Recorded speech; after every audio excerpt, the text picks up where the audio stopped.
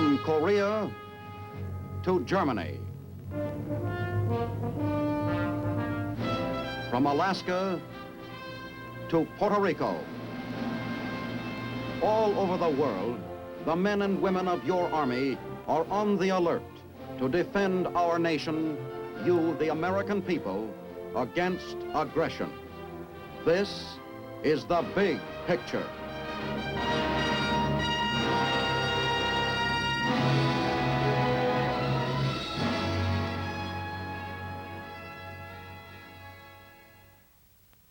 Welcome to the big picture. I'm Captain Carl Zimmerman, here to tell you about your United States Army. And today, the big picture shows you how the Signal Corps serves as the eyes and ears of your Army.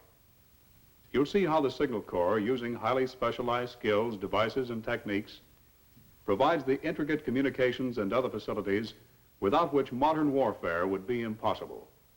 Signal Corps photographers, overseas and elsewhere, have filmed many of the pictures you see on this program.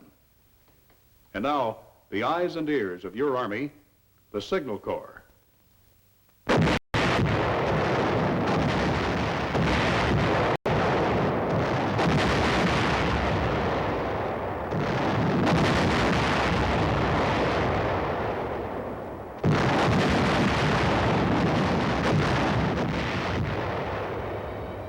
This is war, modern technological war, a war of speed, movement, and quickly concentrated firepower. A fluid kind of war in which surprise is a major weapon.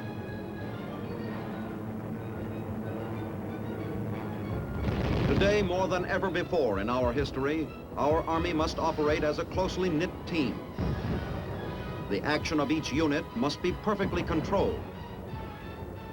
It must be timed and coordinated with the actions of all other units.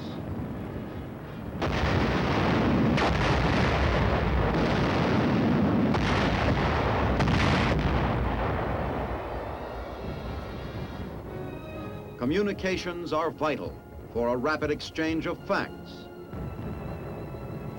and the fast transmission of orders.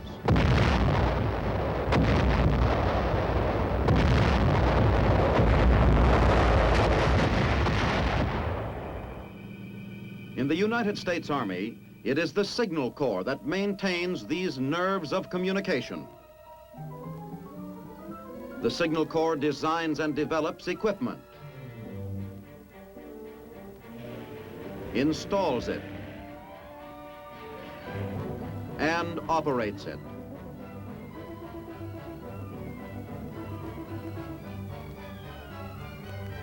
Wire and radio are integrated into a single fast-moving system to form the eyes and ears of command. In war, the role of the Signal Corps is vital. In modern war, it may be decisive. Swift new weapons require swift countermeasures, split-second warning devices, and high-speed communications. Signals must outspeed the fastest plane and outdistance the rocket. Distances are steadily shrinking. A direct attack from another continent is possible. Our military communications must be ready for such a challenge. This is the prime responsibility of the Signal Corps. Today it maintains a vast network of wire and radio channels that link Washington immediately with the Far East and Europe, with the most remote outposts on our far-flung defense perimeter. Modern global warfare requires a worldwide communication system of unprecedented size and complexity.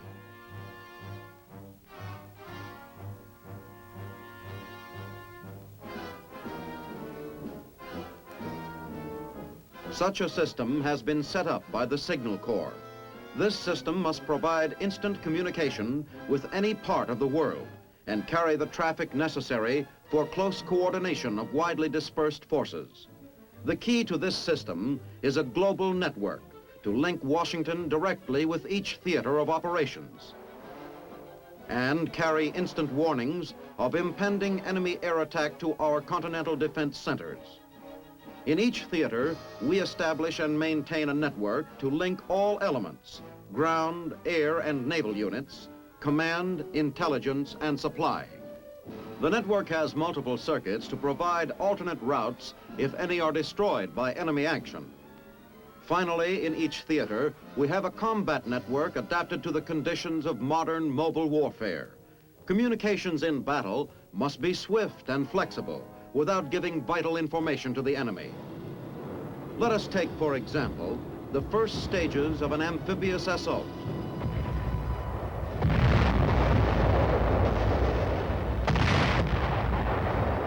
These are the critical moments when precise timing counts most, when success may depend on a momentary advantage.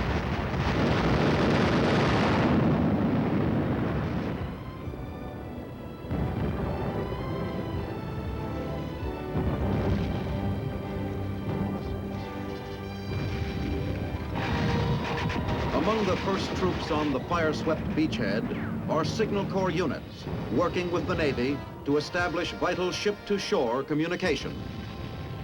Means must be flexible. The signal must go through.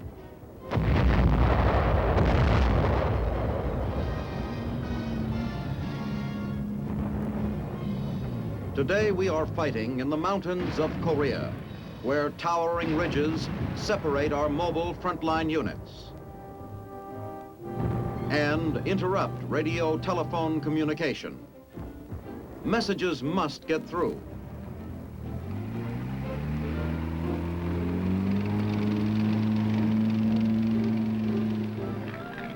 The Signal Corps is using planes and even homing pigeons as couriers.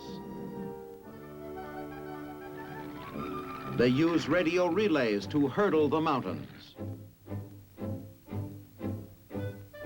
Here, a Signal Corps convoy makes the difficult climb to a mountaintop to install a station that will link a forward division command post with Corps headquarters. These stations provide a very high-frequency radio beam to carry radio telephone messages from point to point. Range is limited to the horizon. Since the beam is directed from station to station, there is maximum security against enemy interception. The equipment is portable and relatively easy to install. The relay mechanism permits messages to pass from telephones to the multiple-channel radio beam and back again. It also is adapted to the transmission of teletype, facsimile, and television.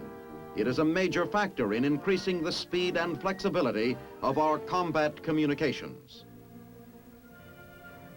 The station is complete after the numerous tests and servicing adjustments are made. Today, as in the past, the Signal Corps keeps pace with the increasing speed and complexity of modern warfare. The Signal Corps has participated in the development of many of the electronic devices now used by our armed forces.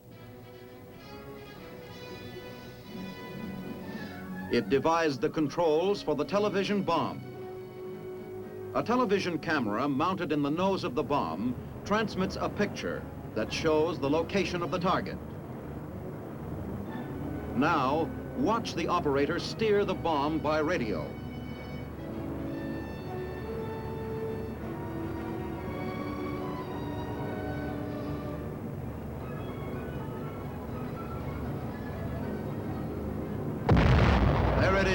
A direct hit. Partly the work of Signal Corps engineers was the proximity fuse in aerial bombs and rockets. A major innovation in World War II, the proximity fuse greatly increased the lethal effect of our weapons. A delicate electronic device, it automatically explodes a projectile just before it reaches the target.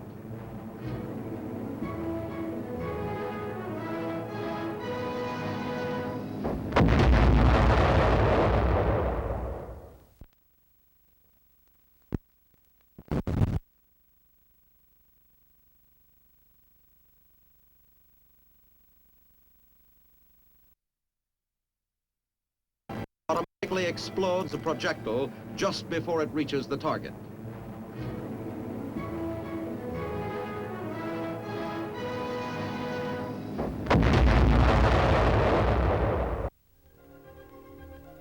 Assistance was given in the development of a technique to detonate mines by radio signal. The enemy can't explode the mines unless they know the combination of our frequencies. These combinations are set up through the use of a standard telephone dial.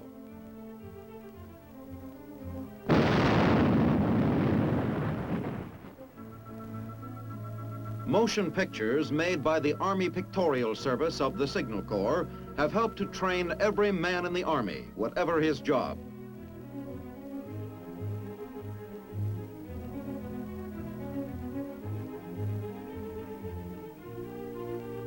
Training films are estimated to cut down the training time by at least 30%, and at the same time coordinates and unifies the Army's training programs. New tactics demand new techniques. An airborne invasion depends on a concentration of forces. The Signal Corps designed means to achieve this end, the Rebecca-Eureka system. In advance of the landing, a paratrooper is dispatched to the designated drop zone. He carries a radio that establishes a directional beam. His part of the system is Eureka.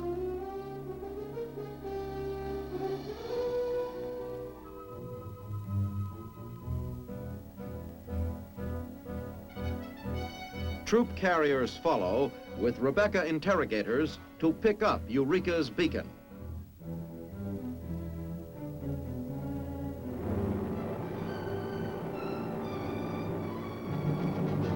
The Eureka beacon then guides them to the spot where the paratroops must drop.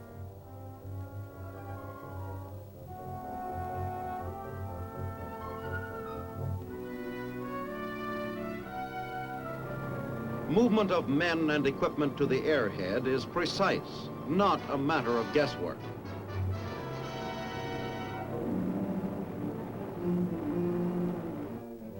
The Signal Corps was a pioneer in the field of radar, including radar for aircraft.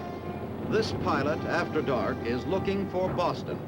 Signal Corps radar shows him the way.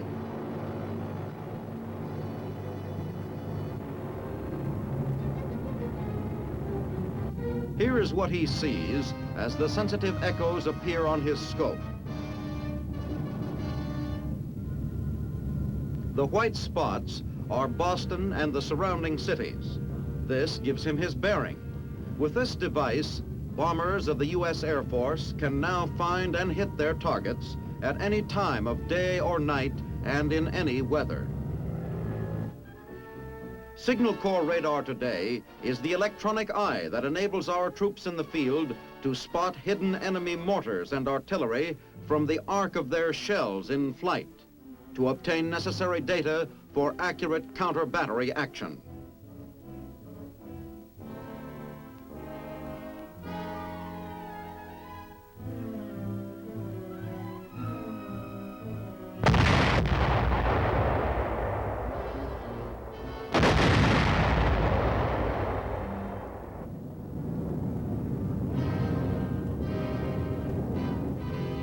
This same electronic eye today gives the signal to other electronic devices that automatically aim an anti-aircraft battery.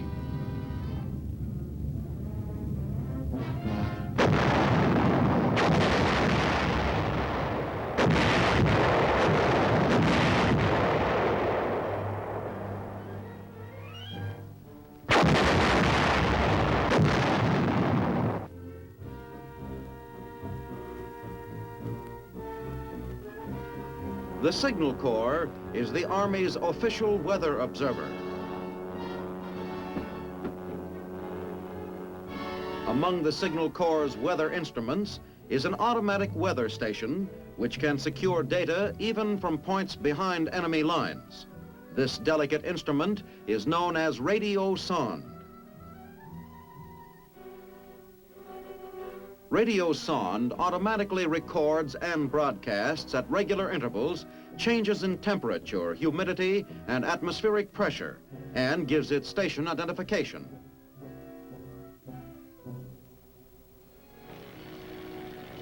Signal Corps units were among the first to exploit the use of aircraft in warfare. From the Signal Corps' aeronautical section of World War I grew our present Air Force. Today, the Signal Corps again has an air section for photo reconnaissance.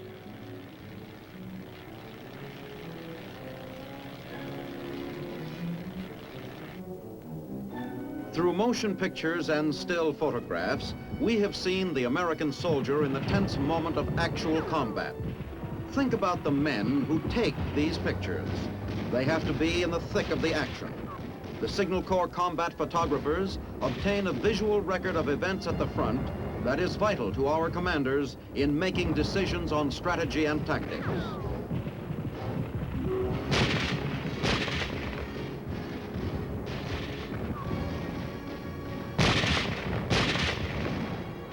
These combat photographers help to fulfill the Signal Corps' mission as the eyes and ears of the Army. To enable the Signal Corps to fulfill this mission most effectively, scientists and engineers are pursuing a wide range of researches. In its own laboratories at Fort Monmouth, New Jersey, and under contract in civilian institutions, here, science is serving our national defense.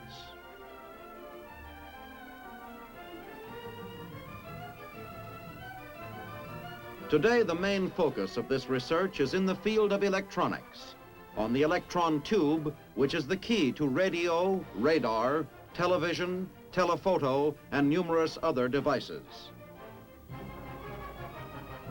The useful electromagnetic spectrum is being extended through microwave radar bands to wavelengths approaching infrared radiation.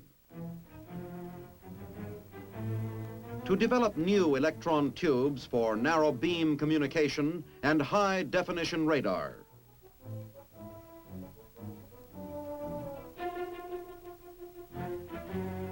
Signal Corps scientists are exploring the properties of the quartz crystal, the vital component that controls the frequency of most radio transmitters.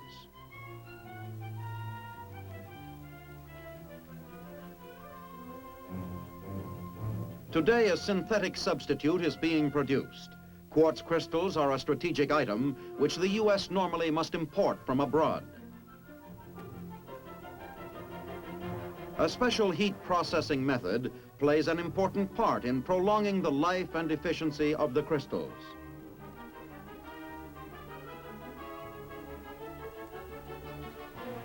Our scientists are studying the chemistry of batteries and developing new types to make portable radios lighter and smaller without loss of range. Battery capacity has been increased as much as 5 times, while weight has been cut in half. New power equipment is being designed, from compact 150-watt units to giants producing 15,000 watts for round-the-world radio transmitters. One of the problems of basic research is to discover how these radio waves travel.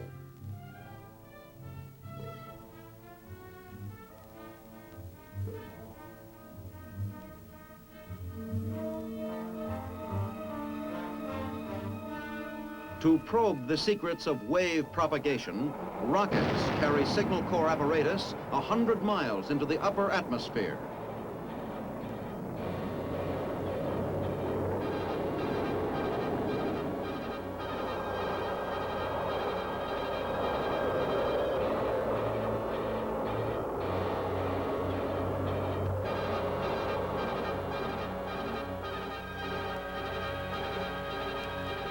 The Signal Corps made man's first contact with the moon.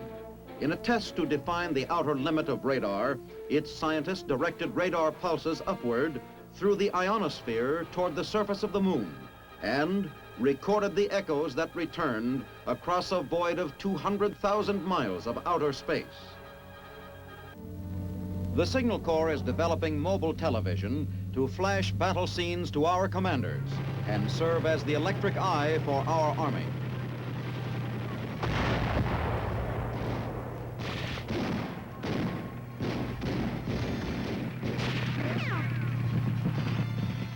Signal Corps technology is integrating radio and wire into a single fast-moving communication system.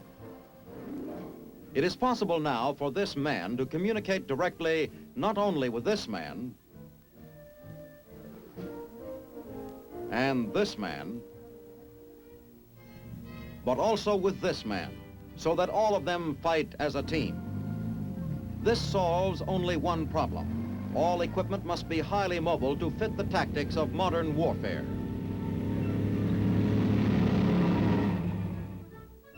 It must be light and compact.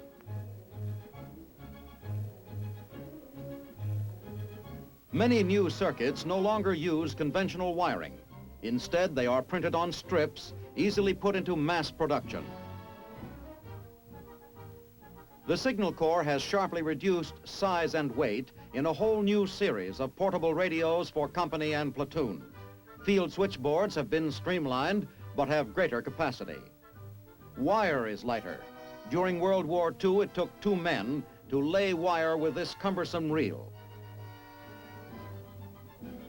The same footage now can be contained in a 26-pound package. It can be laid by 1 man. It can be laid by jeep or by plane over miles of rough country in a few minutes.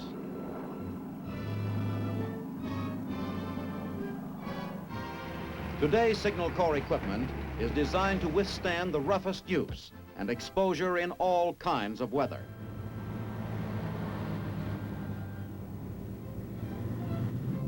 New specifications have to be met for new tactics of warfare. Size and weight are important in an airborne invasion.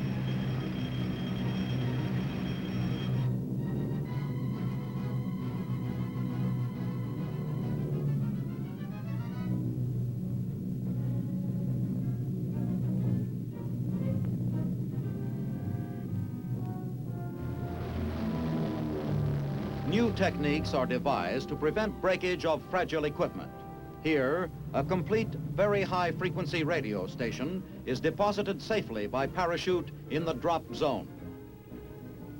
Also airborne are the men of the radio operating crew who descend by parachute to assemble and put into action the equipment after the drop. 6 special containers swathed in heavy canvas padding hold the complete assembly, including 2 dipole antennas, power unit, frequency testing oscillator, and the radio receiving and transmitting apparatus.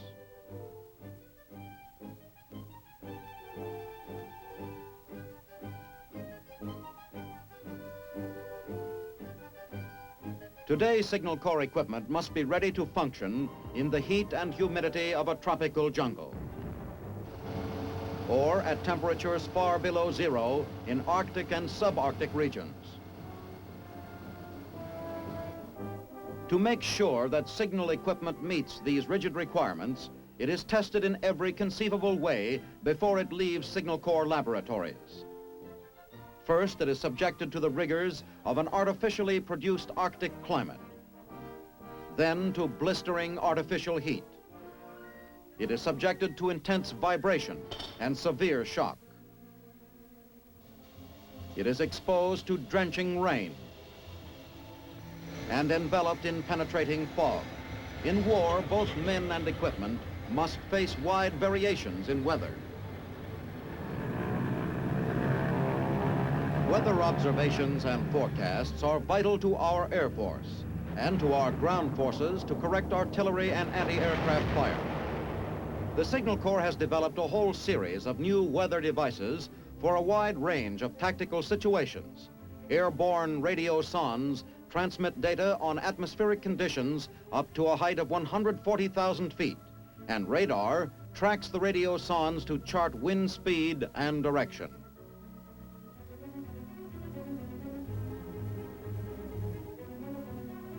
A special type of radar has been devised to detect nearby storms and long-range detection systems that automatically plot the position and path of a storm thousands of miles away. Special devices measure cloud ceiling and thickness, providing data vital to air safety.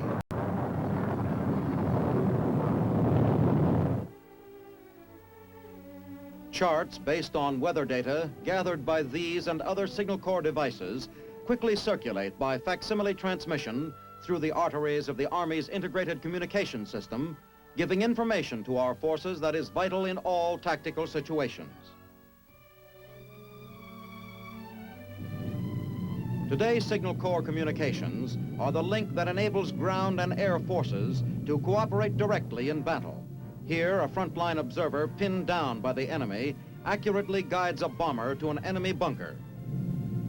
If another world war should come to this nation overnight, the first threat to our country and its cities may be a long-range attack by transocean bombers or missiles. Today, electronic devices can detect and warn of the intruder's approach from a perimeter of ships at sea and from a rim of scattered outposts. Today, planes can travel at sonic speeds and faster. Warning signals and target data must travel at once through our signal systems to automatic plotting devices at fire direction centers for split-second counteraction.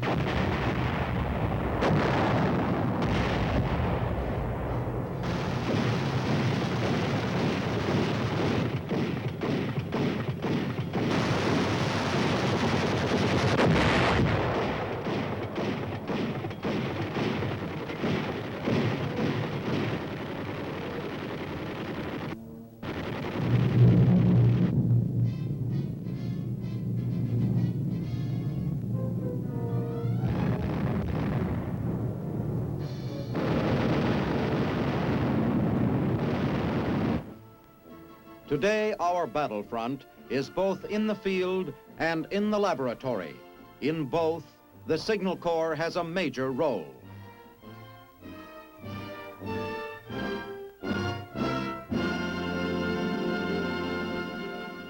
You've seen what the Signal Corps is doing to carry out its function as the eyes and ears of your Army.